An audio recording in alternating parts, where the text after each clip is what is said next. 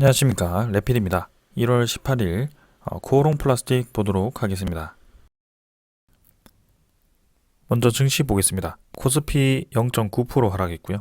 코스닥은 1.46%죠. 네, 오늘도 둘 다 크게 하락을 좀 했습니다. 최근에 계속해서 대외적인 정세가 좀 좋지 않으면서, 그리고 국채 금리가 계속 올라가면서 거기에 대한 유동성 자금 위기, 유동성에 대한 위기감과, 그 다음에 해외 러시아, 그리고 중국, 북한발 좀 그런 정세가 굉장히 불안합니다. 거기다가 이번에 이제 중동까지도, 네, 사우디와 UAE 쪽에 또 석유 공격을 받으면서, 석유 시설 공격을 받으면서 또 유가가 올라가 버렸죠. 그래서 그런 식으로 굉장히 좀 불안한 이 연초가 되고 있고요. 거기에 대해서 주가가 굉장히 부정적으로 진행이 되고 있습니다. 네, 그래서 사실 오늘도 뭐 크게 수급적으로는 많이 매도가 나왔거나 하는 수급은 없었습니다만, 해외 증시를 포함해서 모두 좀 좋지 않게 진행이 되고 있습니다. 네, 그래서 뭐 다우와 나스닥도 사실 이제 마지막에 좀 반등을 하면서 마무리했었는데요. 어제는 휴장이었고요. 오늘도 시장이 별로 좋지 않은 것 같습니다. 그래서 지금 계속해서 이런 추세를 갔을 때는 어, 이 증시 전체가 좀 좋지 않은 방향으로 진행될 가능성이 크다라고 생각을 좀 하고 있고, 일단 2900포인트를, 네, 코스피는 하단을 깨버렸습니다. 그래서 그 이후로 또 이제 음봉이 나왔고요. 크게 음봉이 나왔고, 결국에는 이제, 네, 최후의 저점 라인 요 정도까지 지금 앞두고 있는 상황입니다. 근데 뭐 2800 초반까지 밀려버리면 이제 2700선까지도 가능한 타이밍이기 때문에 지금 당장에서야 뭔가 추가 매수를 하기 위한 그런 움직임을 보이기가 쉽지는 않을 것 같습니다. 그래서 일단은 관망을 하면서 이런 증시 전체 시장이 좀 안정화될 때까지 기다리는 것이 좋을 것 같고요. 어, 분명히 이런 악재들은, 네, 정세적으로 악재들은 좀 시간이 지나면 넘어가게 되어 있습니다. 그래서 네, 여기서 뭔가 글로벌 유동성이 아주 큰 문제가 생겨서 전체적인 시장이 폭락이 하는 것이 아니고, 어느 정도 이제 경계감을 가지면서 좀 그런 버블을 하나씩 터트리는 거죠. 그래서 거기에 대해서 좀 반응을 하는 거기 때문에 일단 천천히 지켜보는 게 좋을 것 같고요.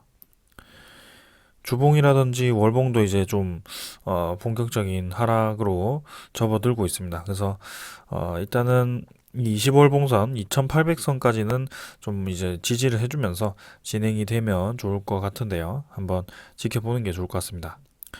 그래서 이제 오미크론에 대해서, 네, 좀 긍정적인 소식도 들리더라고요. 이제는 좀 항체가 다들 형성이 되면서 어느 정도 이제 대유행했던 국가들에 대해서 오미크론에 대한 확산세가 좀 멎어드는 그런 움직임도 보이고요. 네, 이제는 경기 회복에 대한 그런 기대감도 충분히 지금 있습니다. 근데 그런 이제 이 좋은 소식들이 어, 뭐 중국, 그다음에 뭐 러시아, 북한 요런 이제 좀 정치적인 아주 악재에 대해서 좀 가려진 것 뿐입니다. 그래서 최근에 이제 초음속인가요? 네. 어, 음속이 10배, 네. 음속이 10배에 대한 그런 탄도미사일을 지금 계속 발사를 좀 하고 있는데요. 러시아도 마찬가지고, 북한도 마찬가지고요. 그리고 미국과 이제 러시아, 중국, 이런 식으로 이제, 2대1의 대결이 될 가능성이 크다라는 얘기도 나오고 있고요. 우크라이나 침공이라든지, 대만 침공은 최근에 좀 조용해졌지만, 좀 이제 그런 계속 압박감이 좀, 들이오고 있습니다. 그래서 서서히 이제 코로나로부터 좀 다들 살만해지니까 또 뭔가 그런 야욕을 드러내면서 다시 한번 또 긴장감을 또 높여가는 것 같고요.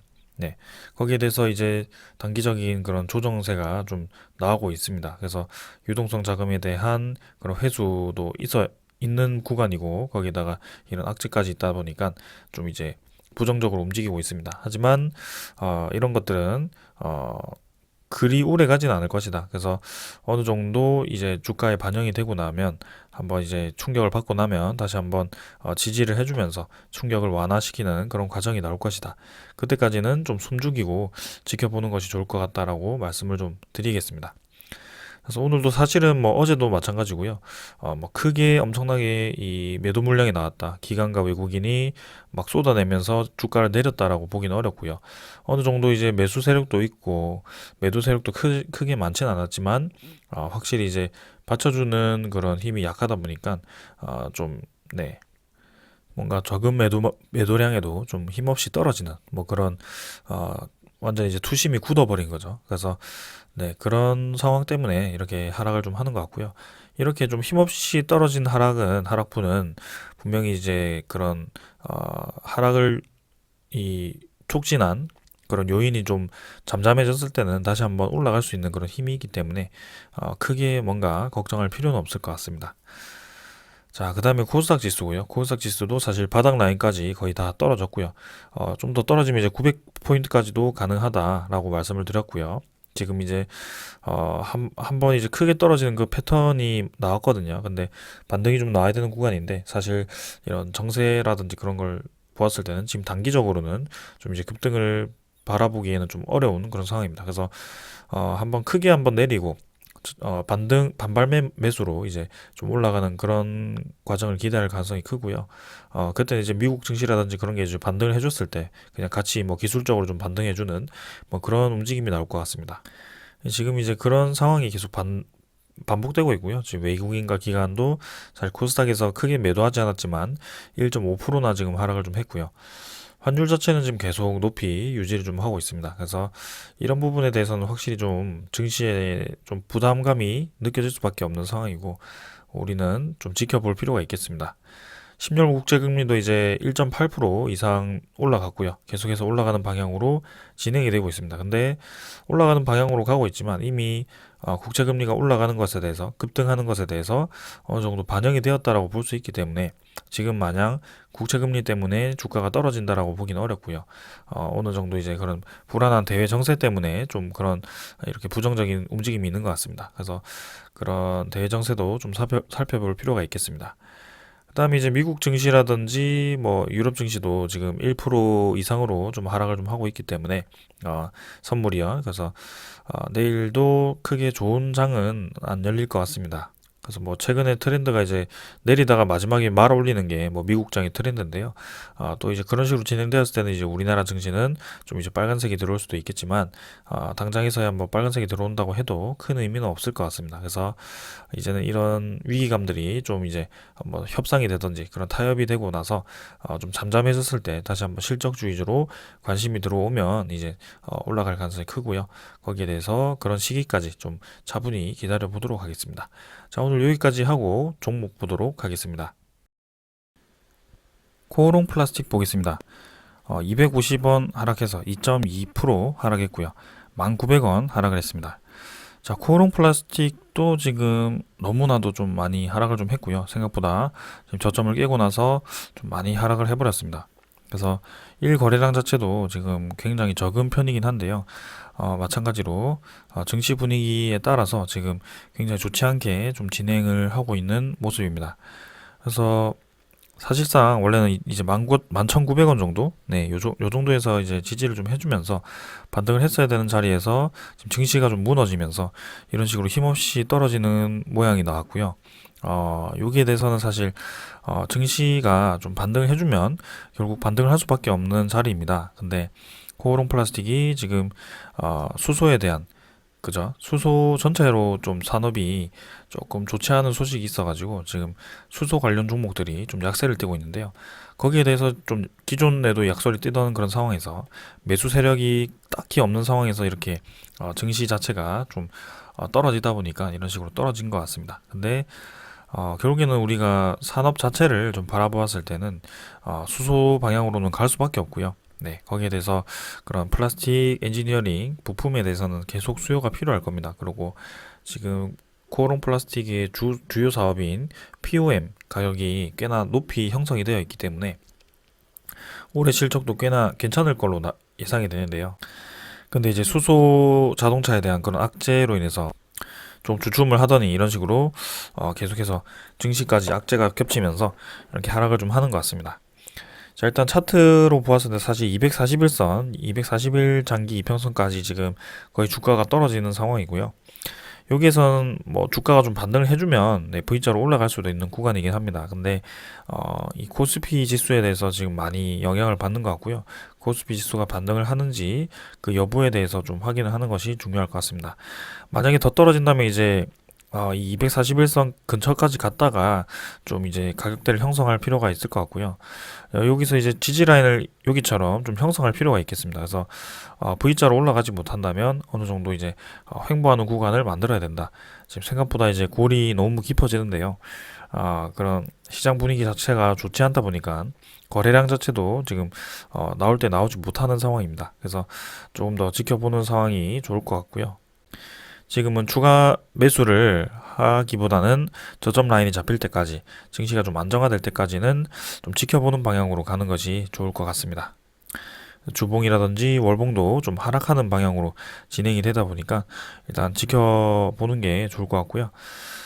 자, 그다음 투자자를 보았을 때는 일단 외국인 투자자가 또 저점 매수가 들어오고 있습니다. 최근에. 그래서 그동안 이제 그 떨어지던 그 주가를 외국인 투자자가 차익 매물을 쏟아내면서 좀 하락을 시켰고, 그다음 기관 투자자, 특히 기관 투자자 중에는 연기금 투자자가 좀 계속 매도를 하면서 고long 플라스틱이 눌러졌던 모습인데요.